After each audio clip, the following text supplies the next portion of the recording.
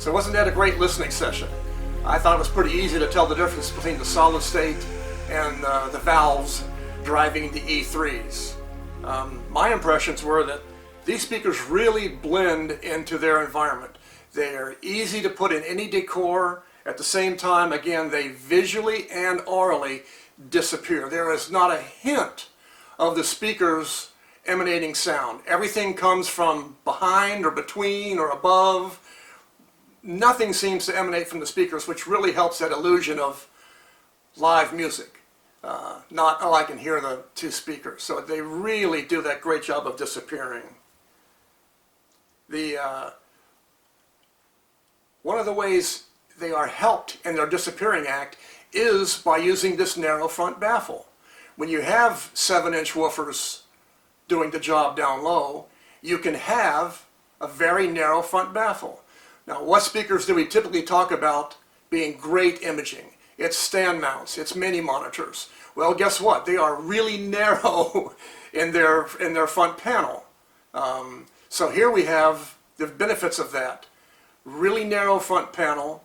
Diffraction goes away as we taper the sides back narrower towards the rear of the speaker.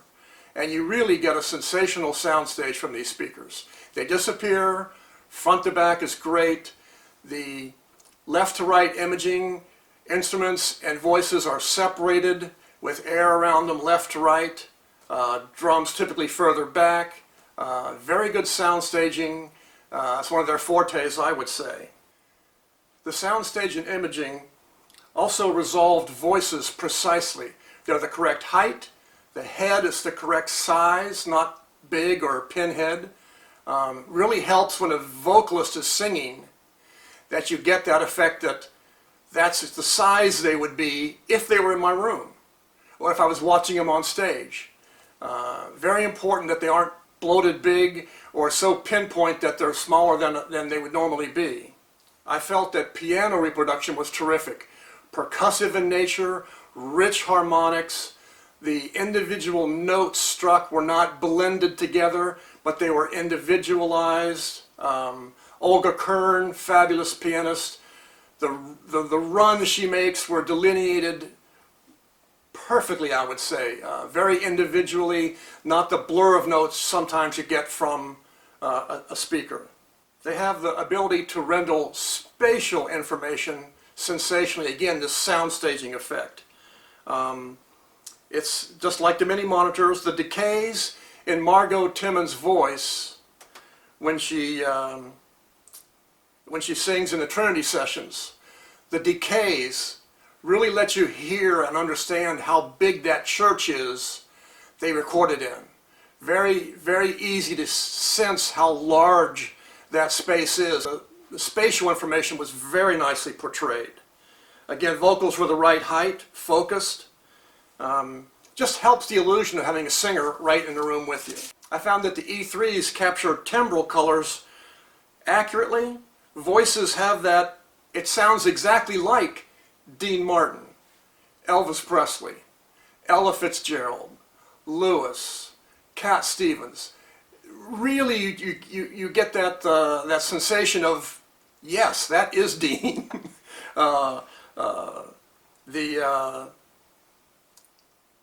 The cello in the Isao Suzuki, along with the percussion, but the cello has that richness and the timbral colors, the tone is beautiful. And they are a very high resolution speaker, especially in the treble region. I mentioned that work from Isao Suzuki. All the little ticks and tacks and percussion information are very well detailed. In jazz, for instance, you hear the buzzing of the reed of the sax.